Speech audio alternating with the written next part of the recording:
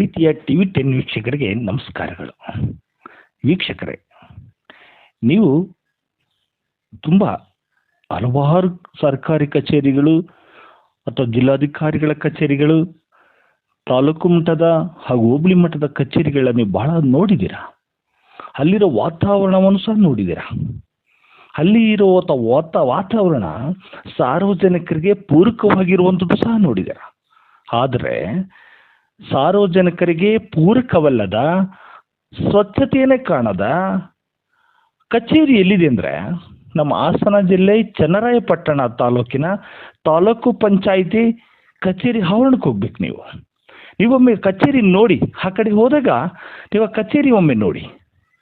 ಆ ಕಚೇರಿಯ ಮುಖ್ಯ ದ್ವಾರ ಇದೆ. ಆ ಮುಖ್ಯ ದ್ವಾರ ಇರುವಂಥದ್ದು BM ರಸ್ತೆಗೆ ಅಂಟಿಕೊಂಡಂತೆ ಸಾವಿರಾರು ಜನ ಓಡಾಡುವಂಥ ರಸ್ತೆ. ಪ್ರತಿದಿನ ಆ ಒಂದು ಕಚೇರಿ ಮಾದರಿ ಆಗಿರಬೇಕಾಗಿತ್ತು. ಆದರೆ ಆ ಮಾದರಿ ಅನ್ನೋದನ್ನು ಮರ್ತ್ಕೊಂಡಿದ್ದಾರೆ ಅಧಿಕಾರಿಗಳು. ಆ ಕಚೇರಿಯ ಆವರಣದಲ್ಲಿ ಗಿಡಗಂಟಿಗಳೆಲ್ಲ ಬೆಳ್ಕೊಂಡಿದೆ. ಊಟ ಮಾಡಿದ ಪ್ಲೇಟ್ಗಳು, ಕಸವನ್ನು ಅಲ್ಲಿ ಆ ಕಚೇರಿ ಮುಂಭಾಗದಲ್ಲಿ ಎಸಿತಾರೆ.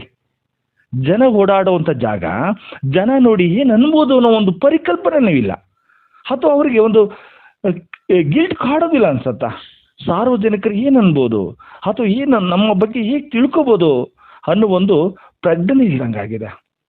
ನೀವು ಆ ಕಚೇರಿ ಒಳಗಡೆ ಹೋದರೆ ಆ ಮರಗಳೆಲ್ಲ ಇದೆ, ಆ ಸಾರ್ವಜನಿಕರು ಕುತ್ಕೊಳ್ಳಿಕ್ಕೆ ಒಂದು ಅನುಕೂಲ ಮಾಡಿಕೊಡ್ಬೋದಾಗಿತ್ತು. ಆ ಒಂದು ಕನಸೇ ಇಲ್ಲ ರೀ. ಅದು ಹೋಗಲಿ, ಬಹುಮುಖ್ಯವಾಗಿ ನೀವು ಕಚೇರಿಯ ಮುಂಭಾಗದಲ್ಲಿ ಮುಖ್ಯ ದ್ವಾರಕ್ಕೆ ಎದುರುಗಡೆನೆ ಕಾಣುತ್ತೆ BM ರಸ್ತೆ ನಿಂತ್ಕೊಂಡ್ರೆ ಭಾಳ ಸುಂದರವಾಗಿ ಕಾಣುತ್ತಾ. ಗ್ಲಾಸ್ ಫಿಟ್ಟಿಂಗ್ ಇದೆ. ಗ್ಲಾಸ್ ಫಿಟ್ಟಿಂಗ್ ಮೇಲ್ಗಡೆ ಅಕ್ಷರಗಳನ್ನ ಜೋಡಿಸಿದ್ದಾರೆ, ತಾಲೂಕು ಪಂಚಾಯಿತಿ ಚನ್ನರಾಯಪಟ್ಟಣ ಅಂತ. ಆದರೆ ಈಗ ಬದಲಾವಣೆ ಆಗೋಗಿದೆ. ತಾಲೂಕು ಅನ್ನೋದು ತಾಲೂ ಆಗಿದೆ, ಚನ್ನರಾಯಪಟ್ಟಣ ಅನ್ನೋದು ಚನ್ನಪಟ್ಟಣ ಆಗಿದೆ, ಸಭಾಂಗಣ ಅನ್ನೋದು ಸಭಾಗಣ ಆಗಿದೆ. ಚನ್ನರಾಯಪಟ್ಟಣ ಅನ್ನೋದು ಚನ್ನಪಟ್ಟಣ ಆಗಿದೆ ಅಂದರೆ ಇದನ್ನ ತಿದ್ದುಪಡಿ ಮಾಡದಷ್ಟು ಅಧಿಕಾರಿಗಳು ಯಾಕೆ ಹಿಂದುಳಿದು ಬಿಟ್ರೆ ಇವರು? ಅಥವಾ ಇವರಿಗೆ ಬೇಕಾಗಿಲ್ವಾ? ಅಥವಾ ತಾತ್ಸಾರನ? ಏನ್ರಿ ಇದು ಸರ್ಕಾರಿ ಕಚೇರಿ ಅಲ್ವಾ?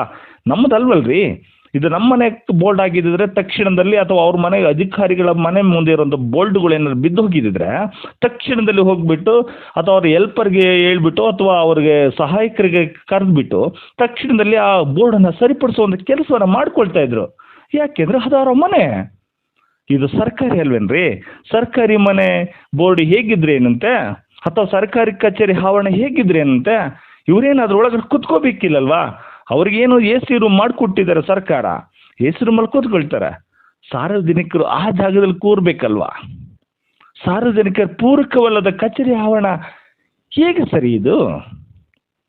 ನೀವು ಈಗ ಕೆಳಮಟ್ಟದ ಒಬ್ಬ ತಾಲೂಕ್ ಪಂಚಾಯಿತಿ EO ಸಾಹೇಬ್ ಅವರು ಗ್ರಾಮ ಪಂಚಾಯತಿ PDOಗಳಿಗೆ ಅಥವಾ ಅವರ ಕೈ ಕೆಳಗೆ ಕೆಲಸ ಮಾಡೋ ಅಧಿಕಾರಿಗಳಿಗೆ ಯಾವ ರೀತಿಯಲ್ಲಿ ನೀವು ಸ್ವಚ್ಛತೆಯನ್ನು ಕಾಪಾಡಿ ನಿಮ್ಮ ಕಚೇರಿಯನ್ನು ಉತ್ತಮ ರೀತಿಯಲ್ಲಿ ನಿರ್ವಹಣೆ ಮಾಡಿ ಅಂತ ಹೇಳಲಿಕ್ಕೆ ಧೈರ್ಯ ಇದೆಯೇನ್ರಿ ಇವರಿಗೆ?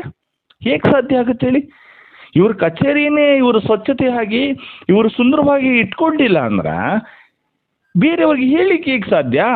ಇವರು ವೇದಿಕೆ ಮೇಲೆ ನಿಂತ್ಕೊಂಡು ಸ್ವಚ್ಛತೆ ಬಗ್ಗೆ ಮಾತಾಡಲಿಕ್ಕೆ ಹೇಗೆ ಸಾಧ್ಯ ಆಗುತ್ತೆ ಇವರು?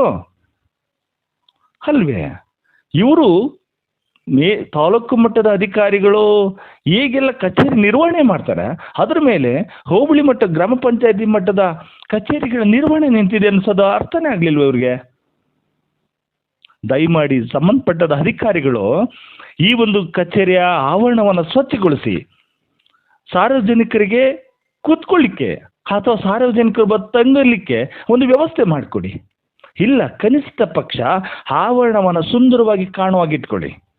ಯಾಕೆಂದರೆ BM ರಸ್ತೆ ಇರೋದ್ರಿಂದ ಸಾವಿರಾರು 3,000 ಹೆಚ್ಚಕ್ಕೂ ಬಸ್ ಓಡಾಡೋಂಥ ಜಾಗ. ಬಸ್ಸಲ್ಲಿ ಪ್ರಯಾಣ ಮಾಡೋಂಥವ್ರು ಆ ಕಚೇರಿಗಳನ್ನು ನೋಡ್ತಾರೆ, ಕಚೇರಿ ಬೋರ್ಡ್ಗಳನ್ನು ನೋಡ್ತಾರೆ. ಆ ಬೋರ್ಡ್ಗಳ ಅವ್ಯವಸ್ಥೆ ಕಂಡು ಬಂದಾಗ ಅವ್ರು ಯಾವ ರೀತಿಯಲ್ಲಿ ಈ ಕಚೇರಿ ನಿರ್ವಹಣೆ ಇದೆ ಅನ್ನೋದು ಊಹೆ ಮಾಡ್ಕೊಳ್ತಾರೆ. ನೀವು ಯೋಚನೆ ಮಾಡಿ. ಸಂಬಂಧಪಟ್ಟ ಅಧಿಕಾರಿಗಳು ಎಚ್ಚೆತ್ಕೊಂಡು ಇದನ್ನು ತಿದ್ದುಪಡಿ ಮಾಡಿಕೊಡ್ತೀರಾ ಅಂತ ನಾವು ಭಾವಿಸಿದ್ವಿ. ನಮಸ್ಕಾರಗಳು.